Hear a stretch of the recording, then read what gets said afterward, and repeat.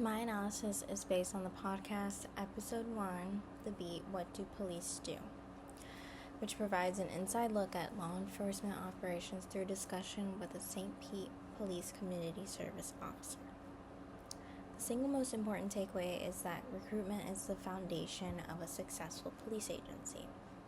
The officer emphasized that the extensive process, which includes background checks, polygraphs, and temperament assessments, is holistic, and it's designed to find good people with integrity and dependability first, and then teach them to be good officers. Furthermore, the insulation of the third department from national controversies is attributed to strong leadership and a culture of high accountability. They noted that internal discipline is a structured process, starting with informal talks and escalating to formal documentation for poor performance, demonstrating that good policing is a function of the organization's commitment, not just individual luck. Connections to course themes. This discussion connects directly to the themes of accountability and alternatives to policing. The officer's description of officers handling an unpredictable array of calls, from medical assist to late reported fraud, underscores the need for alternatives to policing. Police officers are currently first responders to a vast range of social problems for which they are not ideally suited. This reality bolsters the defund philosophy, which argues that reallocating resources to specialized services like mental health responders would both lighten the burden on police and better serve marginalized communities.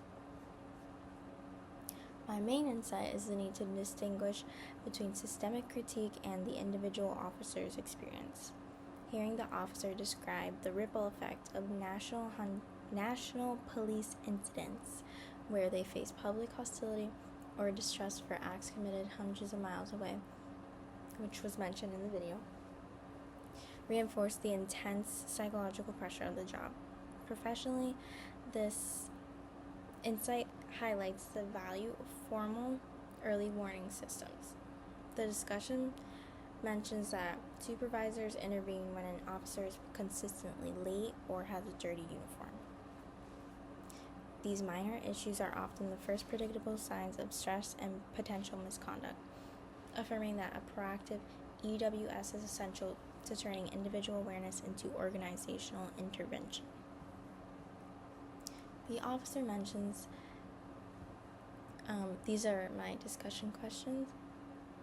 Given the high stress environment and the constant national scrutiny discussed in the podcast, what specific trauma-informed training modules, beyond basic de-escalation, should departments mandate to help officers manage this daily psychological burden and maintain their composure when they feel judged or persecuted by the public?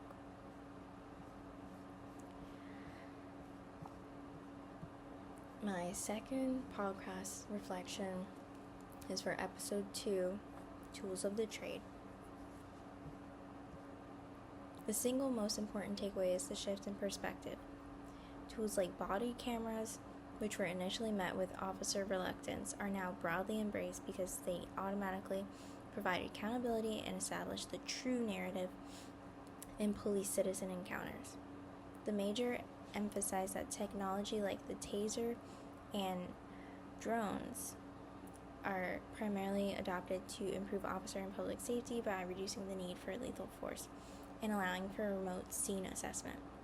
Crucially, the discussion highlighted that the greatest barrier to universal adoption is the exorbitant cost of data storage management and the staff needed to redact footage for public records.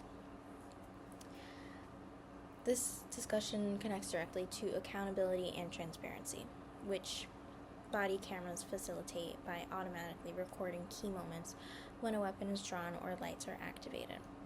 It also addresses alternatives to policing by proposing that future AI could handle building work like the Park, Walk, and Talk program.